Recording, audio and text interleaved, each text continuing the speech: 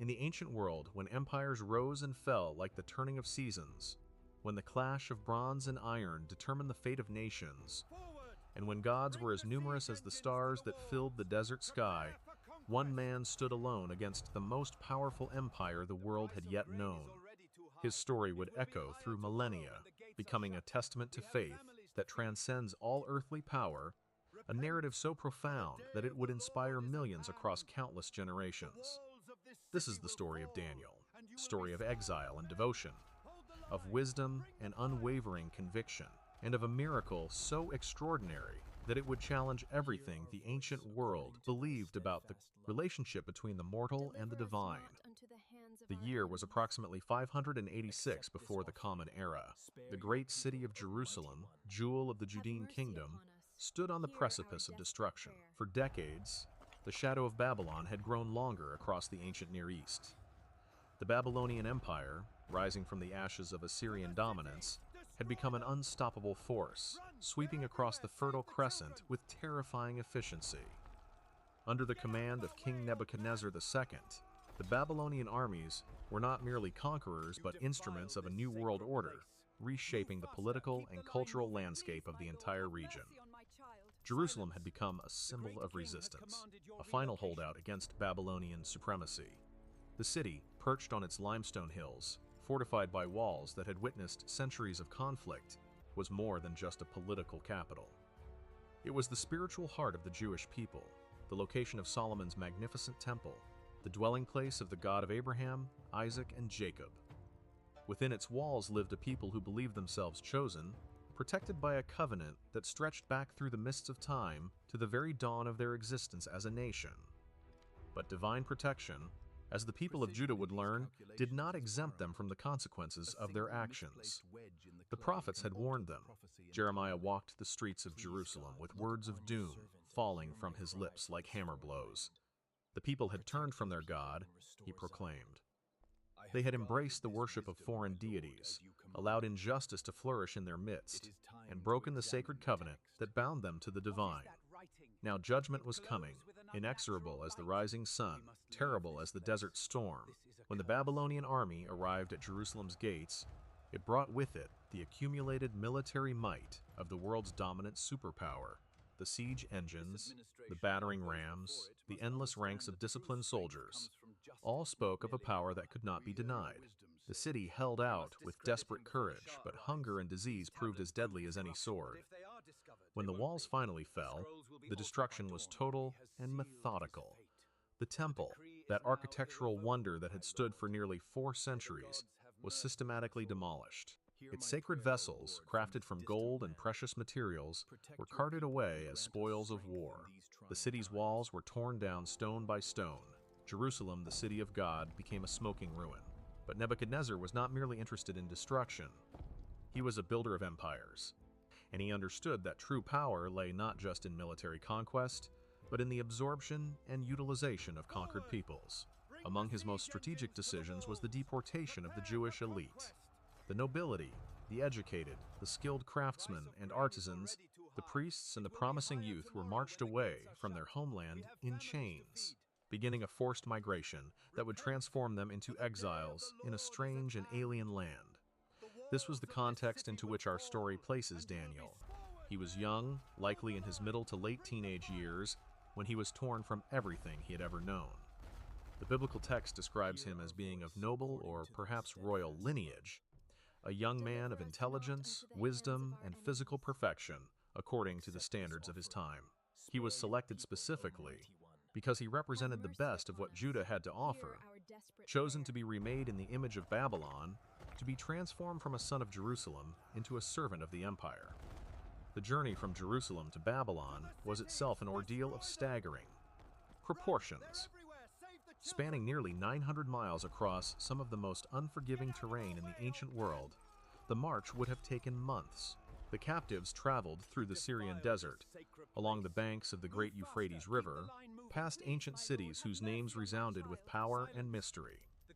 Every step took them further from home, from the land promised to their ancestors, from the ruins of the temple where their God had dwelt. Babylon itself must have been a sight beyond anything Daniel could have imagined. By the time of Nebuchadnezzar, the city had been transformed into perhaps the most magnificent urban center in human history. The famous Hanging Gardens, counted among the 7 wonders of the ancient world, cascaded with exotic plants and flowers in defiance of the desert heat. The Ishtar Gate, decorated with brilliant blue-glazed bricks and golden bulls and dragons, stood as a testament to both artistic achievement and imperial power. The Ziggurat Temple, dedicated to Marduk, the chief god of Babylon, towered over the city, a mountain of brick that seemed to challenge the very heavens. The city's walls were so thick that chariots could race along their tops. The processional way, a broad avenue paved with limestone and lined with walls decorated with lions in colored relief, led directly to the heart of the city. Everywhere Daniel looked, he would have seen evidence of a civilization at its absolute zenith, a culture that had mastered mathematics and astronomy, that had developed sophisticated legal codes, that had accumulated wealth beyond measure. But for Daniel and his fellow captives, this magnificence must have felt like a mockery. They were prisoners in paradise, exiles forced to serve the very empire that had destroyed everything they loved. The psychological and spiritual challenge was immense. How does one maintain faith when the temple of God lies in ruins? How does one hold to ancient traditions when surrounded by a culture that mocks those very beliefs? How does one preserve identity when the entire machinery of empire is designed to erase that identity and replace it with something new? The Babylonian policy toward conquered peoples was sophisticated and calculated. Rather than simply enslaving everyone, the empire invested in the education and indoctrination of promising youth from conquered nations. These young people were placed in a 3-year program of intensive education. They were taught the language of the Chaldeans, the complex cuneiform script that required years to master. They studied Babylonian literature, mathematics, astronomy, and divination. They were immersed in the religious and philosophical systems of their captors. They were given new names, names that honored Babylonian deities rather than the God of Israel. They were fed from the king's own table, eating rich foods and drinking royal wine, both as a privilege and as a means of binding them to the empire through shared sustenance. Daniel and 3 companions, young men named Hananiah, Mishael, and Azariah, faced this comprehensive assault on their identity with a choice. They could surrender to the inevitable, accepting that their God had been defeated and their old life was gone forever. They could embrace the opportunities that Babylon offered, rising through the ranks of empire by becoming Babylonians in all but ancestry. Or they could resist, finding ways to maintain their covenant faith even in the heart of a pagan empire. The first test came over food. The king's diet, rich and abundant as it was, posed a serious problem for faithful Jews. The meat would not have been prepared according to kosher laws. Some of it may have been sacrificed to Babylonian gods before being served. The wine might have been part of pagan libations. To eat this food was not simply a matter of nutrition. It was a theological statement, an acceptance of Babylonian religious practice, a participation in the worship of foreign gods. Daniel's response to this challenge revealed the character that would define his entire life. He did not stage a dramatic public protest. He did not denounce Babylon or its king. Instead, he approached the official in charge of the Hebrew youths with courtesy and respect, requesting permission to abstain from the royal food and instead eat only vegetables and drink only water. When the official expressed fear that such a diet would leave the Hebrew youths looking poorly compared to their peers, potentially costing him his own life, Daniel proposed a test. "Give us 10 days on our chosen diet," he suggested, "and then compare our appearance to that of the young men who eat the royal food." It was a moment of remarkable faith and practical wisdom combined. Daniel trusted that God would honor their commitment to remain undefiled, that abstaining from food that violated their religious law would not weaken them, but strengthen them. At the same time, he offered a rational, testable proposal that gave the official a way to grant their request without taking an unreasonable risk. The test was conducted, and the results were undeniable. After 10 days, Daniel and his companions appeared healthier and better nourished than all the young men who had been eating the royal food. This was the first small miracle, the first indication that the God of a destroyed temple and a conquered people had not abandoned his faithful servants. The official agreed to let them continue their alternative diet for the full 3 years of their training. But the significance of this episode extends far beyond diet and nutrition. It established a pattern that would define Daniel's entire life in Babylon. He would find ways to serve the empire faithfully and excellently, while never compromising the core tenets of his faith. He would navigate the dangerous waters of imperial politics with wisdom and discretion, rising to positions of tremendous influence without ever bowing to the religious demands that those positions typically entailed. He would prove that one could be in Babylon without becoming of Babylon. The 3 years of training passed, and when the time came for Nebuchadnezzar to examine the new recruits, Daniel and his 3 friends stood out remarkably. The text tells us that in every matter of wisdom and understanding that the king inquired about, he found them 10 times better than all the magicians and enchanters in his entire kingdom. This was not merely about intelligence or education. The Hebrew word used suggests divine wisdom, the kind of insight that goes beyond mere human knowledge to touch something transcendent. Daniel possessed something that set him apart even in a city famous for its wise men and scholars. He had the ability to interpret dreams and visions, to perceive meaning in symbols and signs, to understand the hidden purposes of heaven. In the ancient world, dreams were considered messages from the divine realm, and the ability to interpret them was a gift of immense value. Kings surrounded themselves with dream interpreters, astrologers, magicians, and various types of diviners, all seeking to decode the messages they believed the gods were sending. Nebuchadnezzar himself was particularly prone to troubling dreams, visions that disturbed his sleep and left him anxious about the future. In the ancient Near East, a king's dreams were not considered mere personal psychological phenomena. They were believed to contain information about the fate of the kingdom, prophecies of coming events, warnings from the divine realm. A king who could not understand his dreams was a king vulnerable to divine displeasure and unable to prepare for coming challenges. It was in this context that Daniel would first demonstrate his extraordinary gift, and in doing so, would secure a position of influence that would last through multiple empires and successive dynasties. The story of Nebuchadnezzar's dream and Daniel's interpretation of it deserves careful attention, for it reveals not only Daniel's abilities but also the theological worldview that undergirded everything he did. The king had a dream that deeply troubled him, and he summoned all his wise men to interpret it. But Nebuchadnezzar, suspicious and testing the legitimacy of his advisors, made an outrageous demand. He would not tell them the dream. Instead, they had to tell him both what he had dreamed and what it meant. If they could not, they would all be executed. If they succeeded, they would receive gifts and rewards in great honor. The wise men protested that no king in history had ever made such a demand. The gods, they argued, had not given mortals the ability to know another person's dreams. Only the gods themselves possessed such knowledge, and they did not dwell with flesh and blood. But Nebuchadnezzar was unmoved. His decree went forth. All the wise men of Babylon were to be executed. This included Daniel and his companions, even though they had not been present at the initial audience with the king.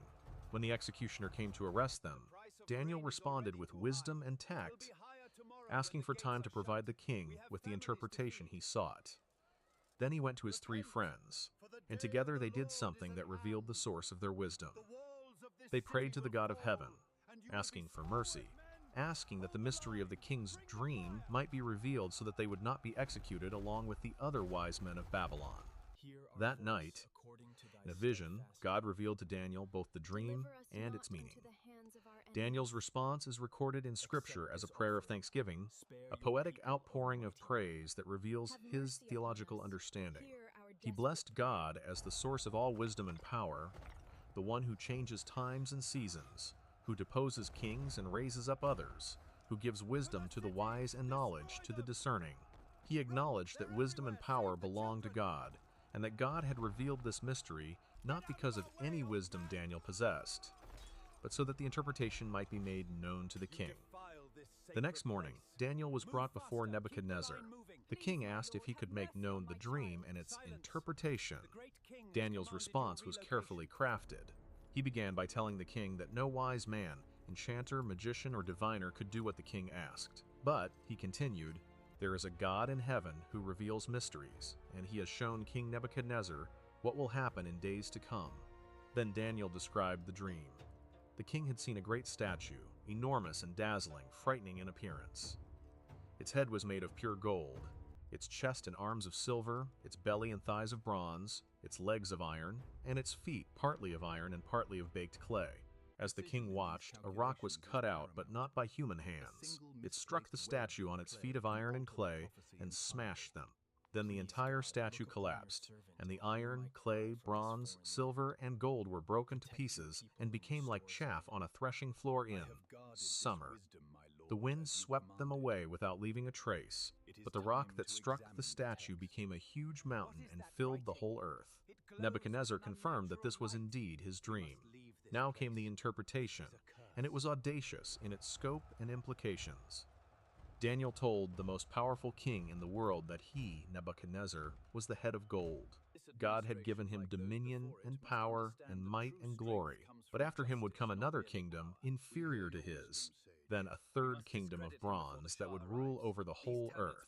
Finally would come a fourth kingdom, strong as iron, a kingdom that would crush and break all the others. The feet partly of iron and partly of clay represented a divided kingdom, mixing strength with weakness.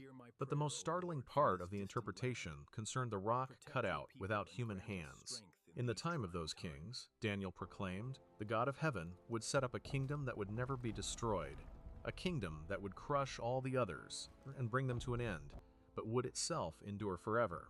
The morning sun rises over the newly constructed walls of Babylon, casting long shadows across streets, still celebrating the recent victory.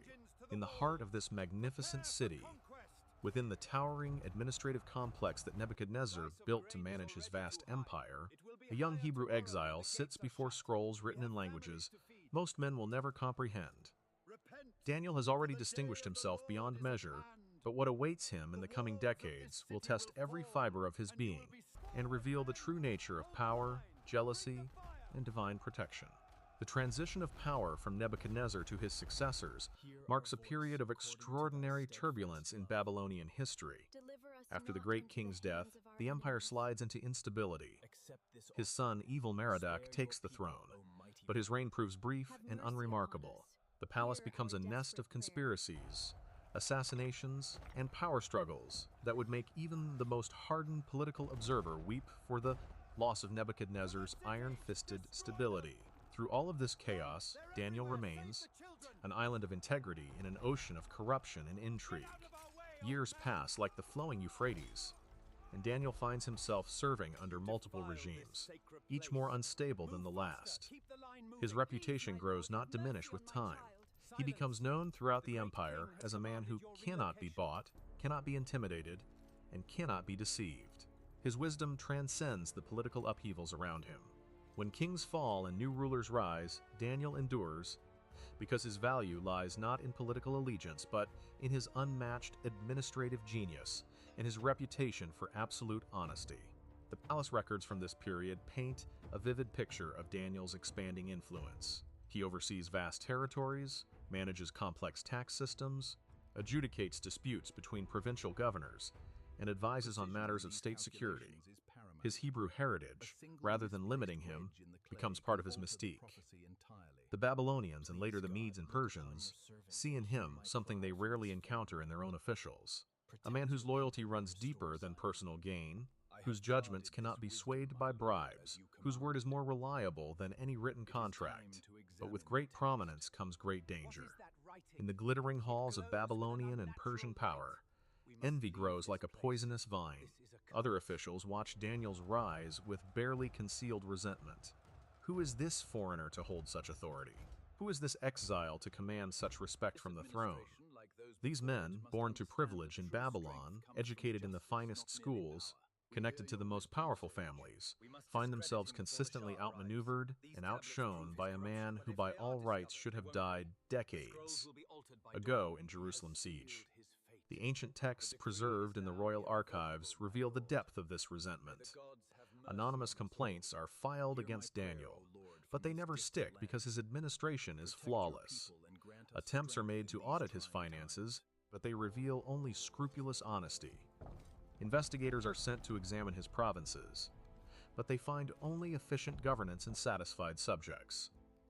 The more his enemies search for fault, the more his perfection becomes apparent, and the more their hatred grows. Then comes the conquest that changes everything. The Medo-Persian Empire, rising like a storm in the east, sweeps across the ancient world with terrifying efficiency. The combined forces of the Medes and Persians represent a military innovation that Babylon, grown complacent in its power, cannot match. The night Babylon falls becomes legendary in ancient literature, while Belshazzar, the last Babylonian ruler, feasts in his palace. Using the sacred vessels stolen from Jerusalem's temple decades earlier, the waters of the Euphrates are diverted by Persian engineers. The river that flows through Babylon's heart, the river that makes the city impregnable behind its massive walls, suddenly runs shallow. Under cover of darkness, Persian soldiers wade through the lowered waters, entering the city through the river gates that the drunken defenders left open. By morning, Babylon belongs to Darius the Mede and Cyrus the Persian. The conquest is so swift, so complete, that many citizens wake to find themselves living under new rulers without ever hearing the sound of battle. Daniel, now an old man by ancient standards, faces this transition with the same steady wisdom that has characterized his entire career. While other officials flee or fall in the chaos, Daniel presents himself to the new rulers. His reputation precedes him. The Persians, who pride themselves on efficient administration and meritocracy, recognize immediately that this Hebrew exile possesses exactly the qualities they need to govern their newly expanded empire. Darius the Mede, acting as viceroy for Cyrus, implements a revolutionary administrative system. He divides the vast empire into 120 provinces, each governed by a satrap. Over these satraps, he appoints 3 presidents to oversee and coordinate their activities. And among these 3 presidents, Daniel stands supreme. An exile becomes one of the 3 most powerful administrators in the known world, answering only to the king himself. The scope of Daniel's responsibility defies imagination. His jurisdiction spans from India to Ethiopia, encompassing dozens of peoples, languages, and cultures. Daily, reports flow to him from distant provinces.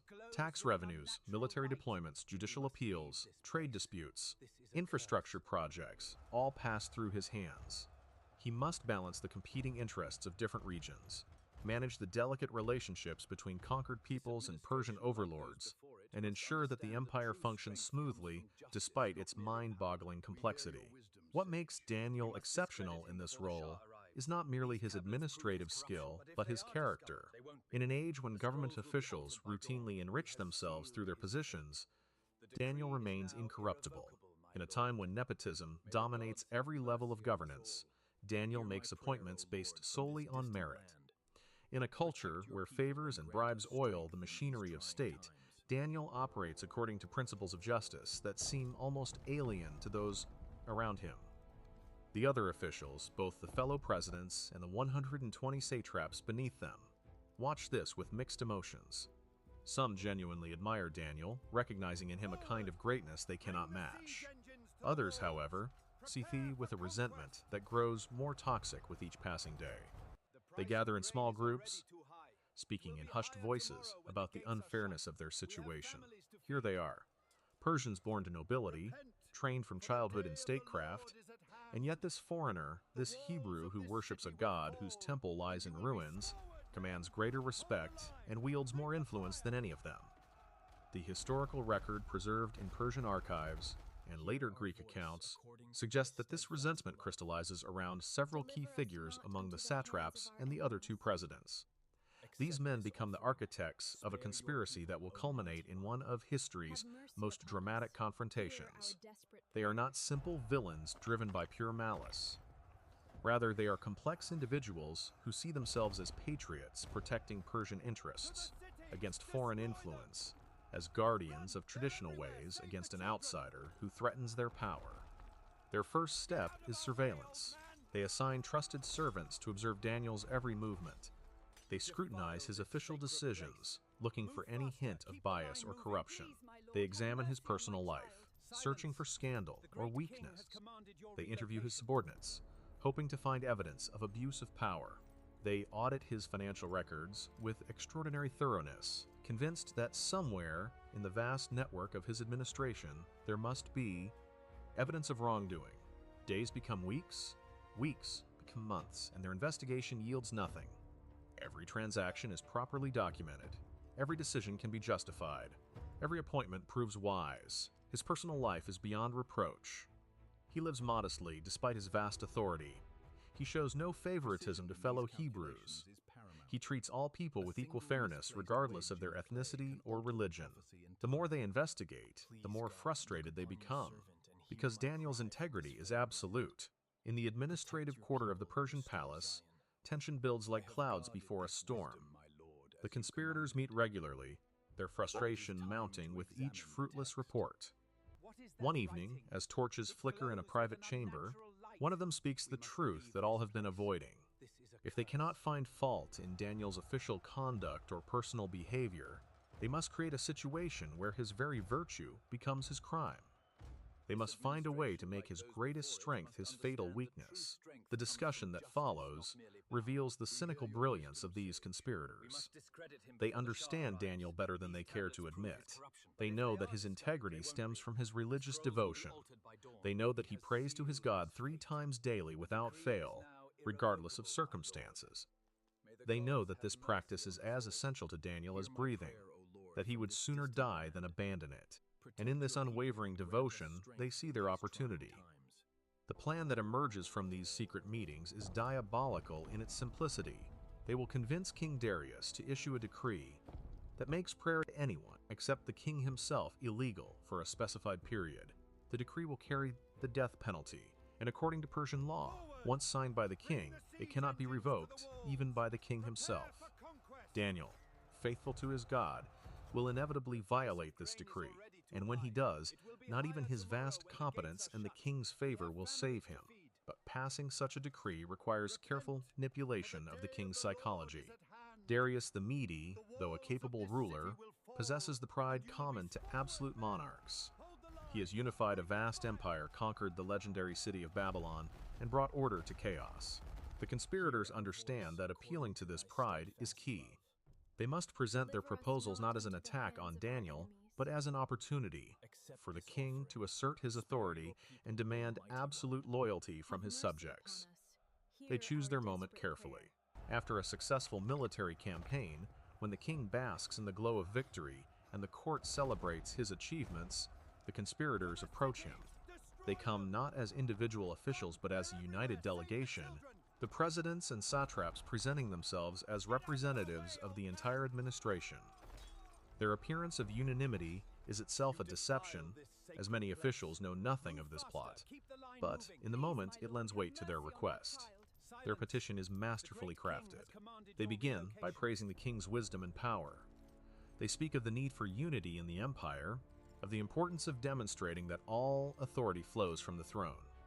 They propose a decree that will, they claim, strengthen his position and reveal any disloyalty lurking in the administration. For 30 days, no one in the empire shall petition any god or man except the king himself. Any who violate this decree will be cast into a den of lions, the traditional Persian execution method for traitors and rebels. The proposal appeals to multiple aspects of Darius's character. It flatters his ego by essentially declaring him divine, if only temporarily. It promises to expose any potential rebels or conspirators. It demonstrates Persian power to conquered peoples by demanding their exclusive allegiance. The king, surrounded by nodding officials who seem unanimously supportive, sees no reason to refuse. The decree is drafted, bearing the formal language of Persian law, and Darius signs it, sealing it with his royal signet.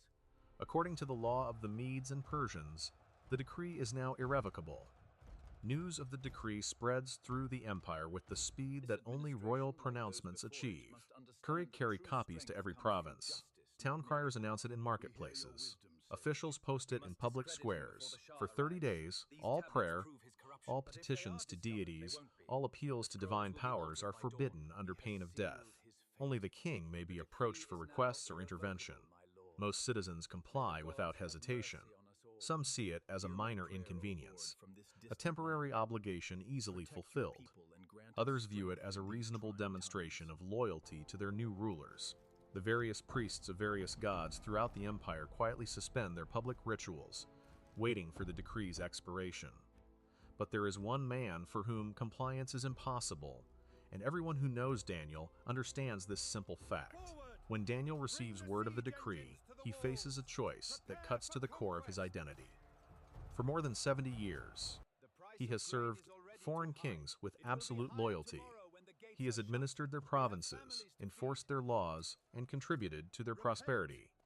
He has never advocated rebellion, never undermined their authority, never given them cause to doubt his faithfulness. But there is one loyalty that supersedes all others, one commitment that cannot be compromised regardless of consequences. The conspirators watch Daniel's house with eager anticipation. They position observers at strategic points where they can see into his upper room. They know his routine, know that 3 times daily he goes to his window that faces Jerusalem, opens it, and prays to the God who delivered him from captivity. The question is not whether he will pray, but whether the threat of death will make him pray in secret, hiding his devotion to save his life. As the sun climbs toward noon on the day the decree takes effect, Daniel enters his upper room precisely as he has for decades. He walks to the window that faces west, toward the ruins of Jerusalem and the destroyed temple where his people once worshipped. Without hesitation, without any apparent concern for the watchers he must surely know are observing, he opens the window wide. He kneels before it, clearly visible to anyone watching, and begins to pray. His prayer rises toward heaven, a conversation with the God who has sustained him through decades of exile. He thanks the Lord for faithfulness, for protection, for wisdom granted in the courts of kings. He intercedes for his people, still scattered across the empire, still longing for restoration. He submits himself to divine will, acknowledging that his life belongs not to himself, but to the one who gave it. The words flow with the ease of lifelong practice, unrushed despite the danger, unhidden despite the consequences. The observers cannot believe their fortune. They expected Daniel might try to conceal his prayers, giving them the challenge of proving his violation. Instead, he prays openly, defiantly, as though the decree does not exist. They watch through the morning prayer, document it carefully, and wait. When afternoon comes, Daniel returns to his window, kneels again, and prays again.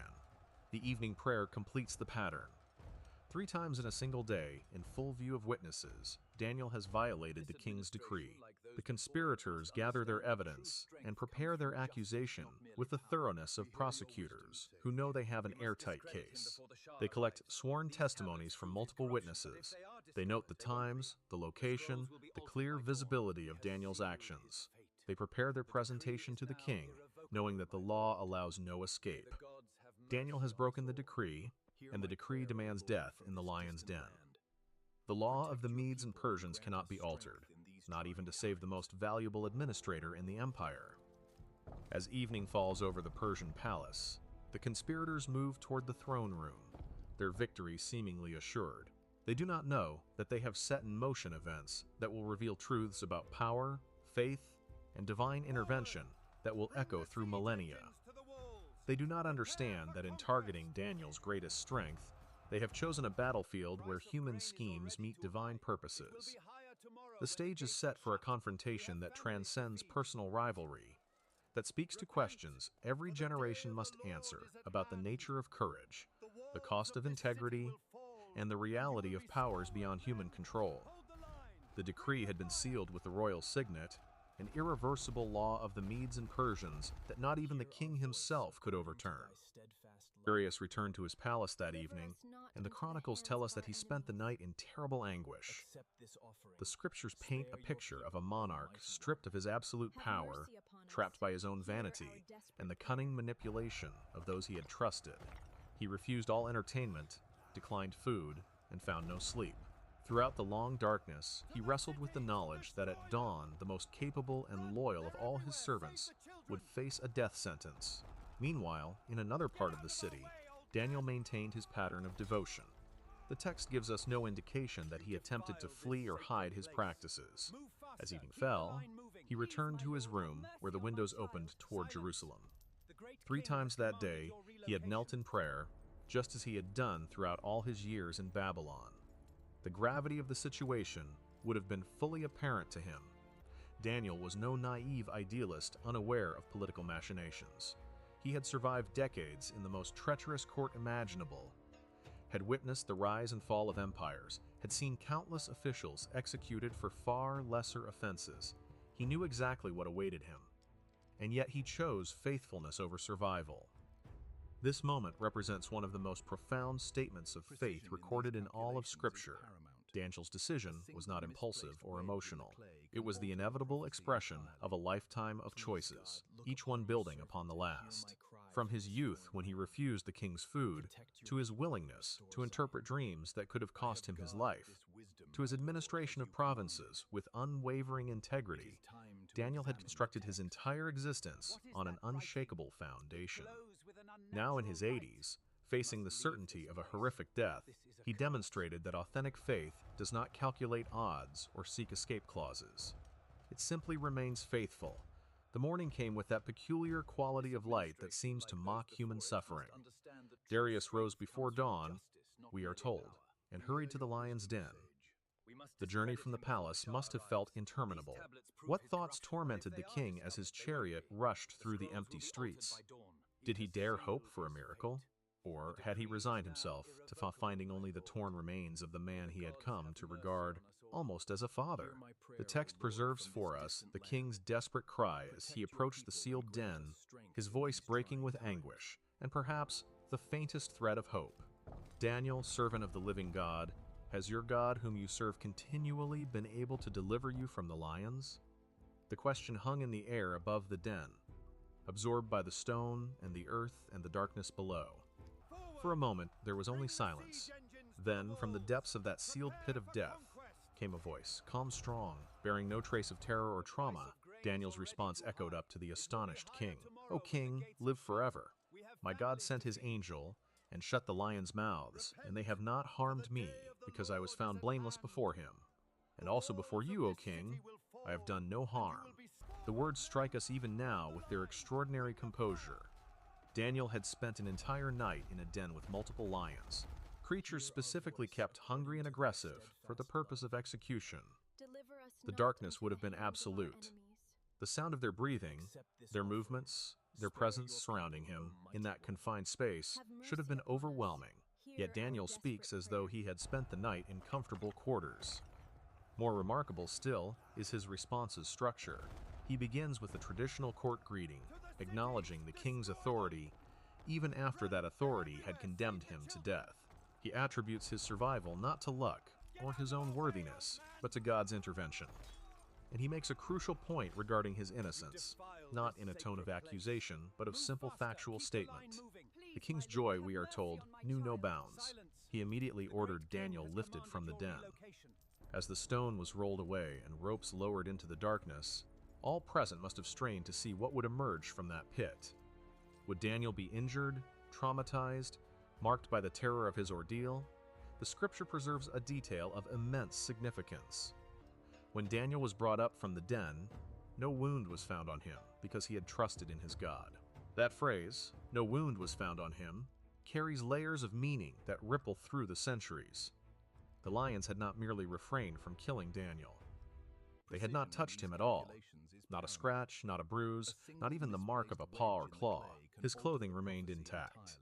The physical evidence testified to a miracle so complete, so absolute, that it could not be explained away or minimized. This was not Daniel surviving through cleverness or the lions being unusually docile. This was divine intervention of the most undeniable kind. But the narrative does not pause for celebration. Justice, swift and terrible, was about to be served. Darius commanded that the men who had accused Daniel be brought to the den, along with their children and their wives. The inclusion of families in ancient Near Eastern justice shocks modern sensibilities, but it reflects both the collective nature of guilt in that culture and the king's absolute fury at being manipulated. These administrators had not merely attempted murder. They had exploited the king's vanity, corrupted the law, and forced him to destroy the one man in his kingdom he most valued and trusted. The text describes their fate with stark brevity. Before they reached the bottom of the den, the lions overpowered them and broke all their bones in pieces.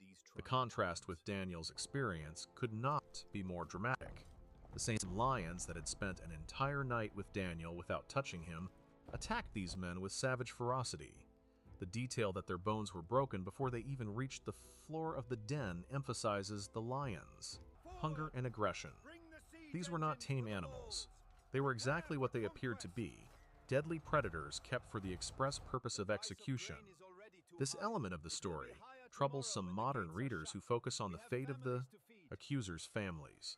Yet we must understand it within its historical and theological context. Ancient justice operated on principles of corporate solidarity that seem foreign to our individualistic age. Moreover, the execution served to demonstrate beyond any doubt that Daniel's survival was miraculous. Any skeptic might have suggested that the lions were sick or old, or had been secretly fed. The immediate and total destruction of Daniel's accusers eliminated all such rationalization. The miracle stood vindicated, undeniable, witnessed by all. King Darius's response to these events reveals a transformation we see echoed in Nebuchadnezzar's earlier encounter with God's power. The king issued a decree to all peoples, nations, and languages throughout his entire kingdom. The edict proclaimed that in every part of his royal dominion, people must tremble in fear before the God of Daniel. The words Darius chose are telling.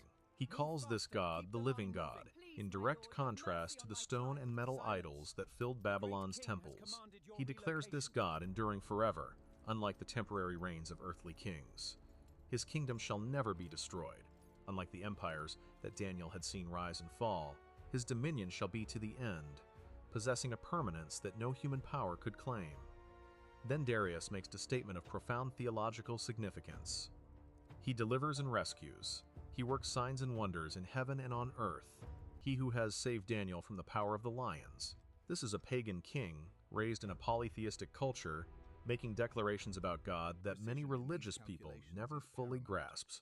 Darius recognized that the miracle he witnessed was not an isolated event, but evidence of a God who actively intervenes in human affairs, who possesses power in both the spiritual and physical realms, who saves those who trust in him. The text then offers a simple epilogue to the immediate drama. Daniel prospered during the reign of Darius, and during the reign of Cyrus the Persian. That prosperity was not merely material, though Daniel undoubtedly continued in positions of authority and honor. It was the prosperity of a life lived with integrity, of faith vindicated, of purposes fulfilled. Daniel had remained faithful in exile, and in his faithfulness he had become a light to the nations, a testimony to the reality of God that even pagan kings could not deny.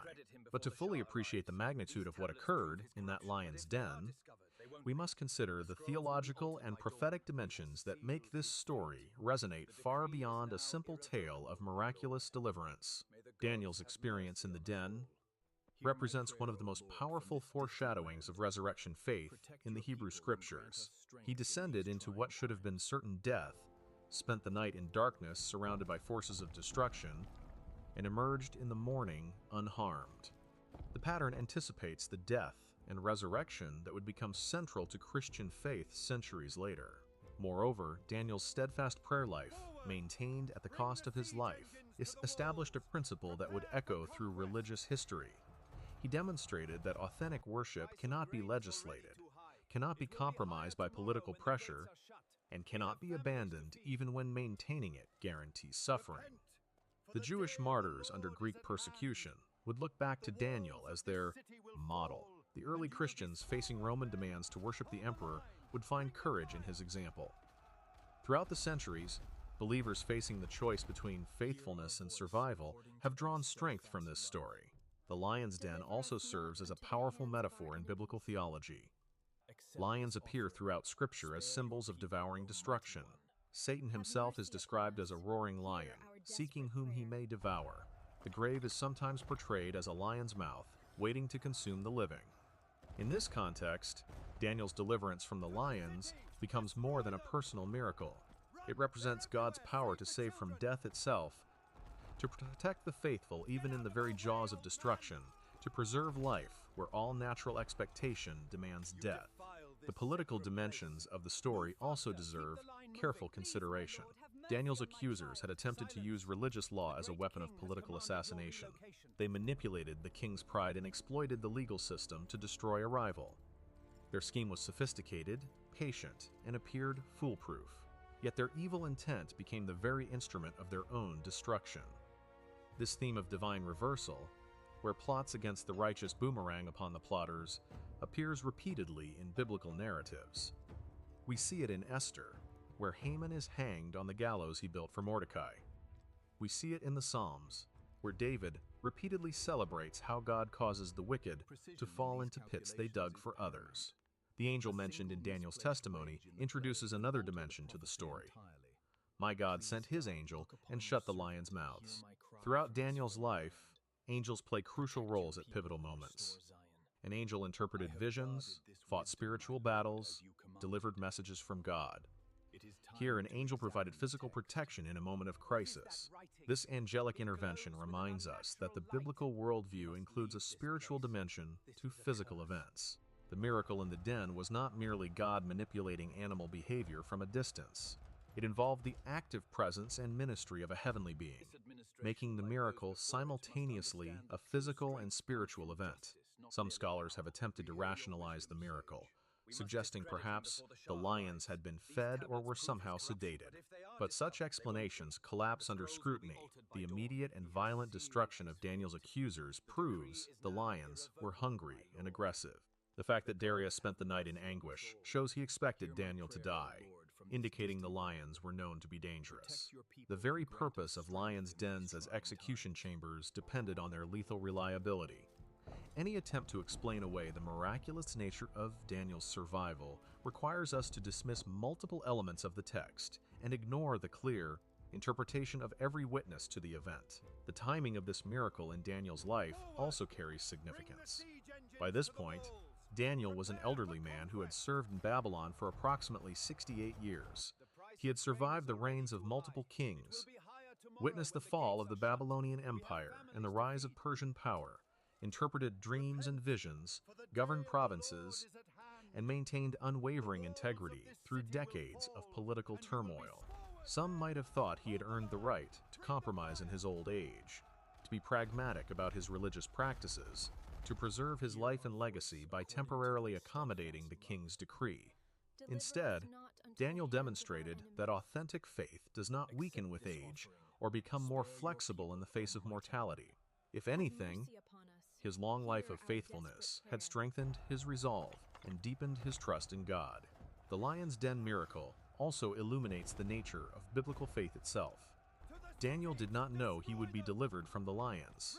The text gives no indication that he received a prophetic revelation promising his survival. He continued his pattern of prayer, knowing it would likely cost him his life. This is not presumptuous faith that demands God perform miracles. It is trusting faith that remains obedient regardless of outcome. The famous declaration of Shadrach, Meshach, and Abednego before the fiery furnace captures this same quality.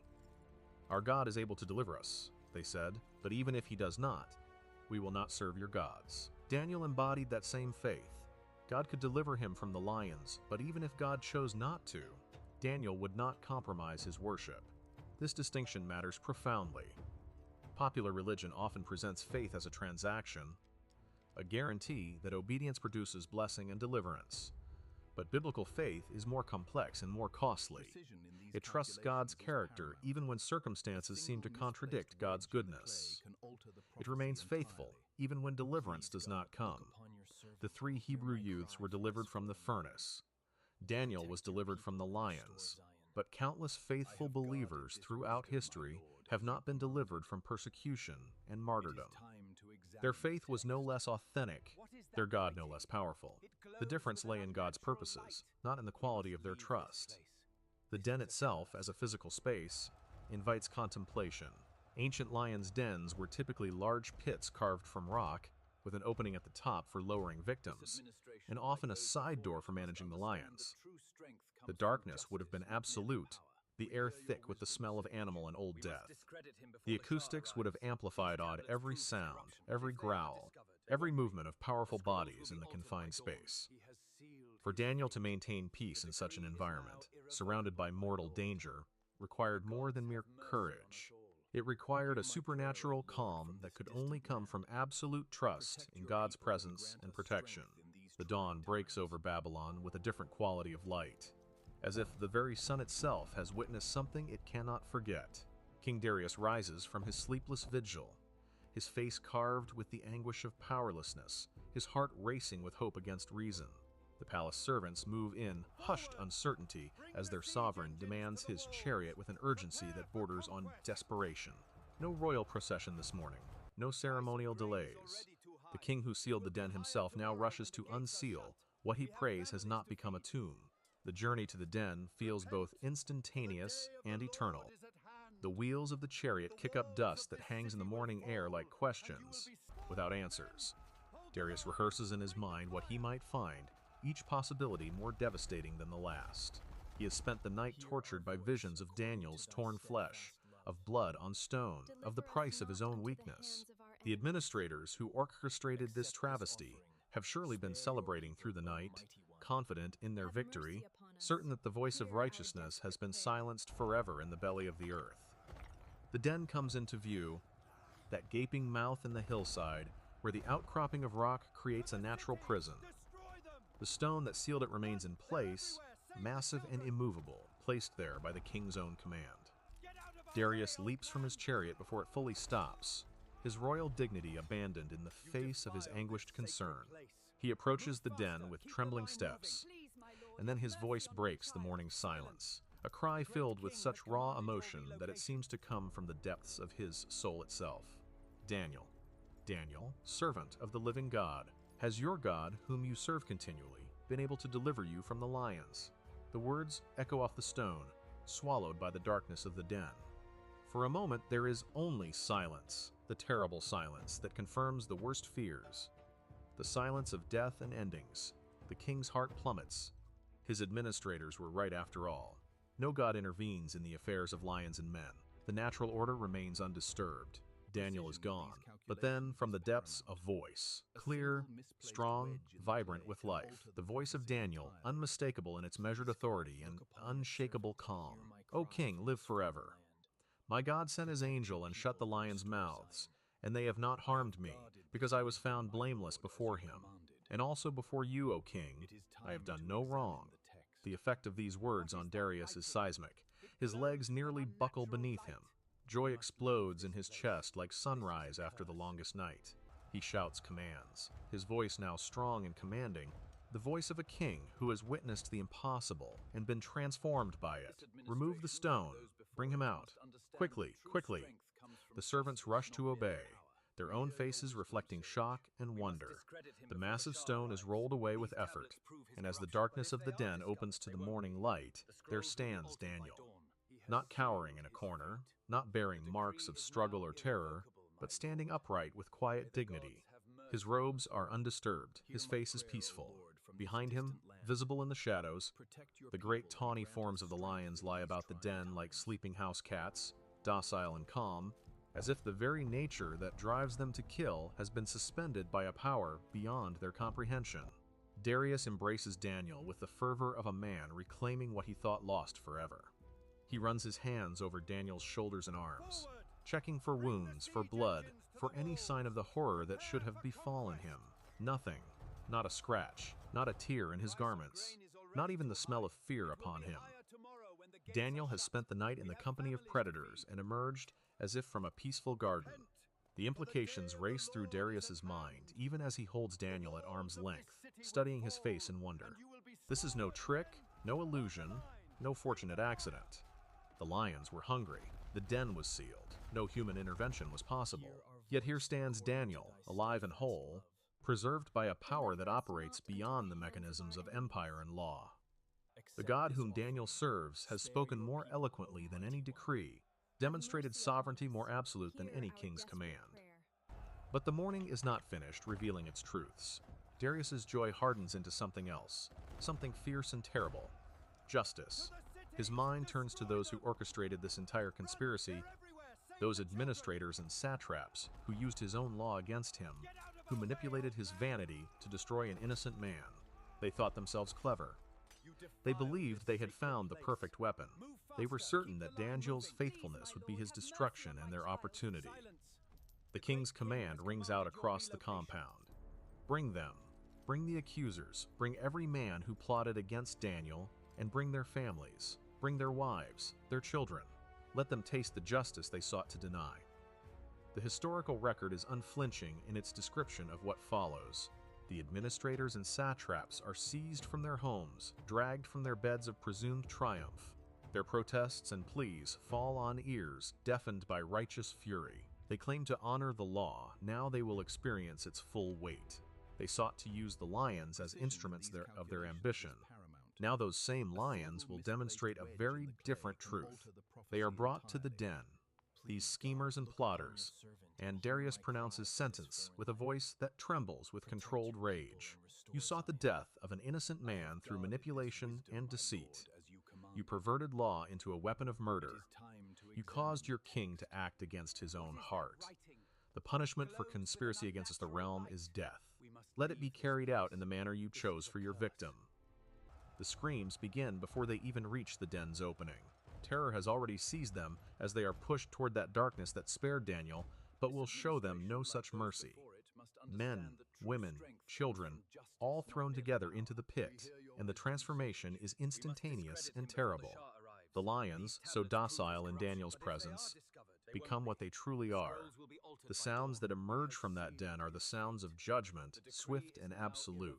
The text preserves the detail with stark honesty.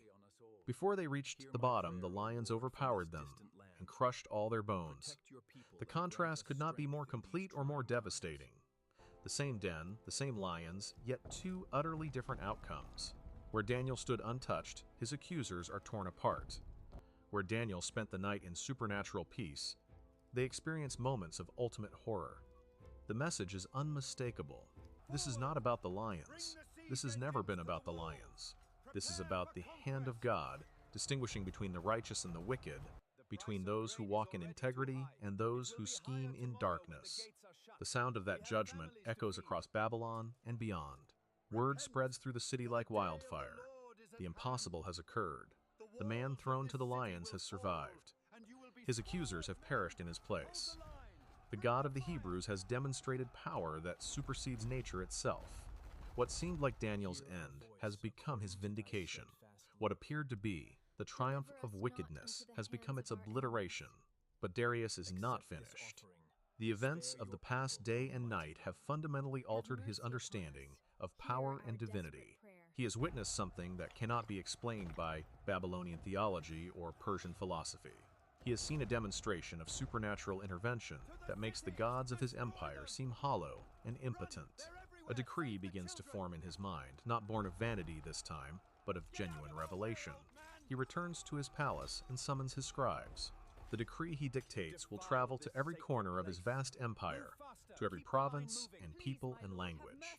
It is a proclamation born of transformed conviction, a king acknowledging a king greater than himself.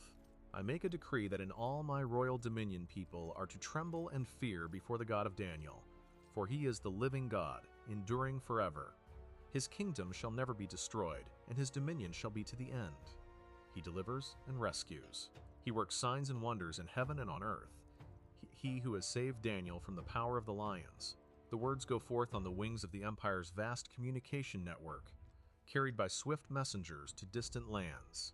From the Mediterranean to the borders of India, from the steppes of the north to the deserts of the south, the decree travels, and with it travels the story. Daniel in the lion's den becomes a tale told in 1,000 tongues, a testimony to the reality of a God who intervenes, who preserves, who demonstrates power that transcends human understanding. The impact on the Jewish exiles scattered throughout the empire is profound and immediate. For decades they have lived as a conquered people, their temple destroyed, their homeland distant, their identity constantly under threat of dissolution. They have watched their children grow up speaking Aramaic and Persian, adopting the customs of their captors, forgetting the language of their fathers. The question has haunted them in their darkest moments. Has God abandoned us? Have the gods of Babylon proven stronger than the God of Abraham? Is our faith merely the stubborn, clinging to the memory of a deity who no longer acts? Daniel's deliverance answers those questions with the force of divine thunder. The God of Israel still lives. He still acts. He still preserves his faithful.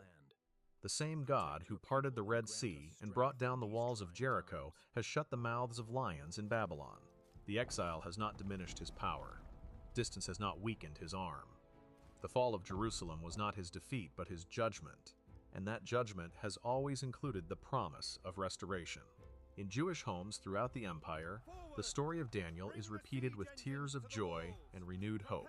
Parents gather their children and tell them what has happened. Remember this. Remember that our God is not a story from the past, but a living reality in the present. Remember that faithfulness is never in vain, that integrity is never wasted, that the power arrayed against righteousness, however impressive it appears, is ultimately impotent against the purposes of God. Daniel himself returns to his position in the royal administration, but he returns as something more than he was. He is now a living legend, a walking testimony to divine intervention. His influence in the court becomes even more pronounced. His counsel carries the weight, not just of wisdom, but of demonstrated divine favor. When Daniel speaks, even the most hardened pagan official listens with a new quality of attention. This is a man whom God has saved from lions. His words carry authority that transcends rank and position, yet Daniel himself remains unchanged in the ways that matter most. He does not parade his deliverance as a badge of superiority. He does not use his miraculous survival as leverage for personal advancement. He continues his pattern of faithfulness, his rhythm of prayer, his commitment to integrity. The window still opens toward Jerusalem. The knees still bend 3 times daily. The voice still rises in praise and petition to the God who saved him. The legacy of that night in the den begins to unfold across generations and centuries. The story becomes embedded in the consciousness of the faithful as one of the supreme examples of God's faithfulness to those who remain faithful to him.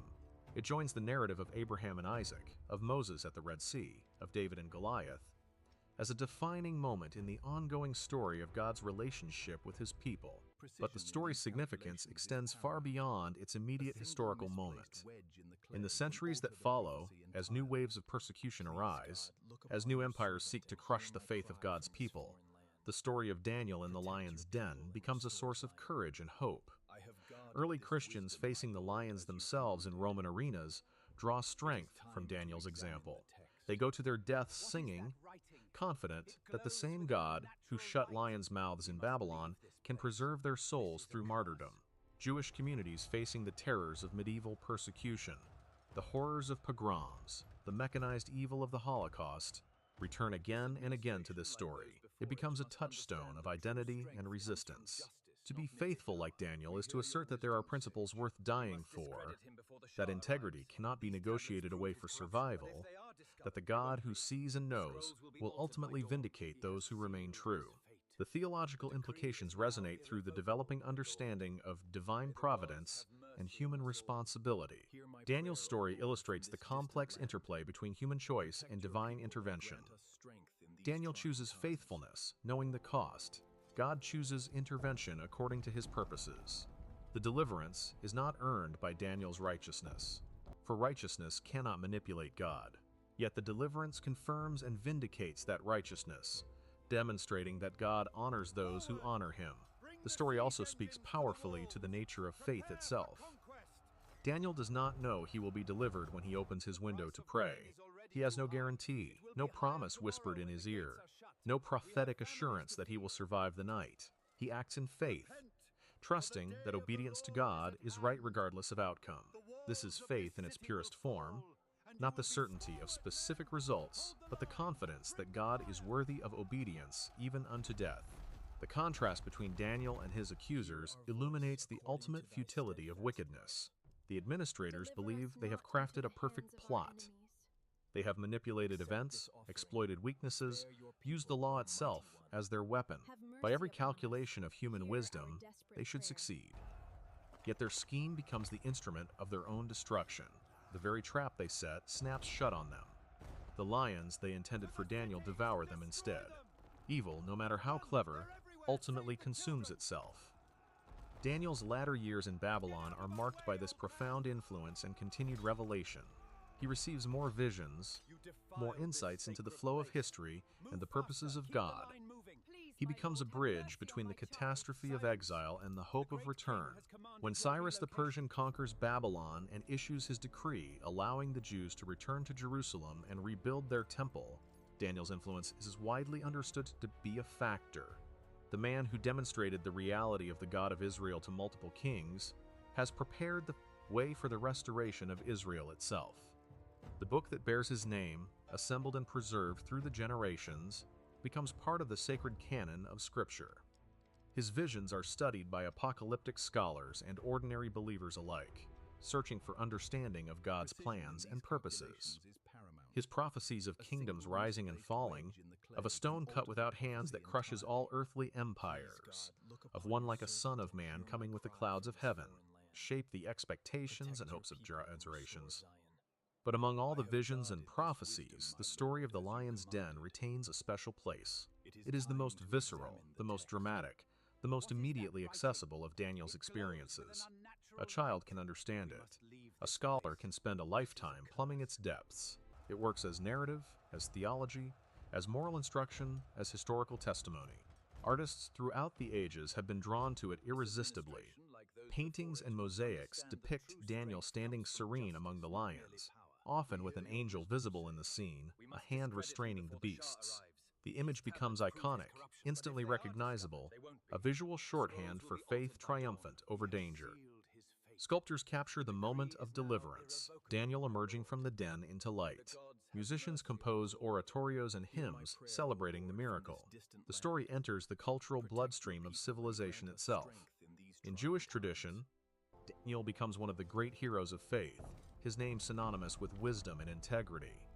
The Talmudic rabbis study his example, drawing lessons about sanctification of God's name in public, about the importance of consistent religious practice, about trusting God even when circumstances seem hopeless. They note that Daniel was saved not just for his own sake but as a testimony to the nations, a demonstration that the God of Israel is the true God. Christian interpretation adds another layer of meaning. Daniel in the den becomes a type, a foreshadowing of Christ in the tomb. Both are condemned by law, though innocent. Both are sealed in darkness.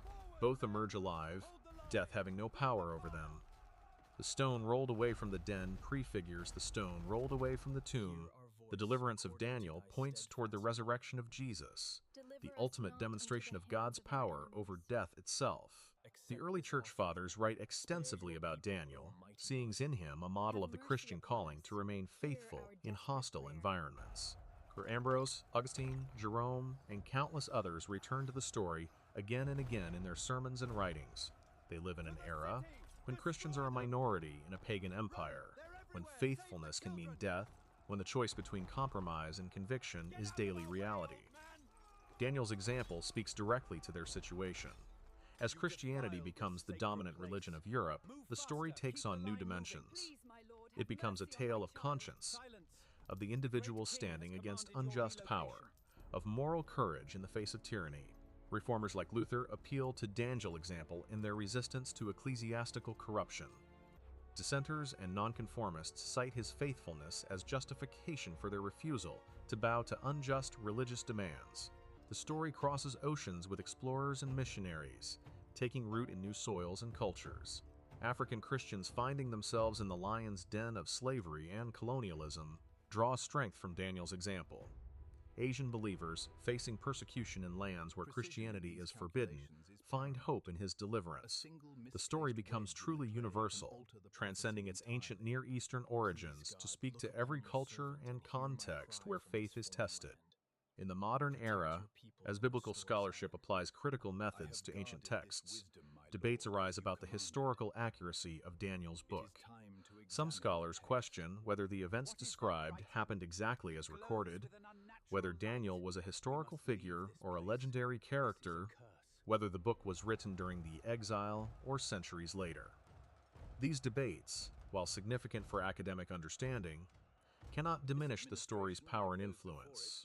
Whether viewed as history or inspired narrative, it continues to speak truth about God, faith, and human experience. The psychological insights embedded in the story remain relevant across millennia. The administrator's jealousy, Darius's vanity and subsequent anguish, Daniel's calm in crisis, the vindictive nature of evil, and the redemptive nature of good, these are timeless human realities. The story holds up a mirror to the human condition, showing us ourselves in its characters, challenging us to ask which role we play in our own contexts. Parents continue to tell the story to their children at bedtime, simplifying it for young ears while preserving its essential power. Sunday school classes around the world act it out, children playing Daniel, lions, king, and conspirators, the drama coming alive in church basements and fellowship halls.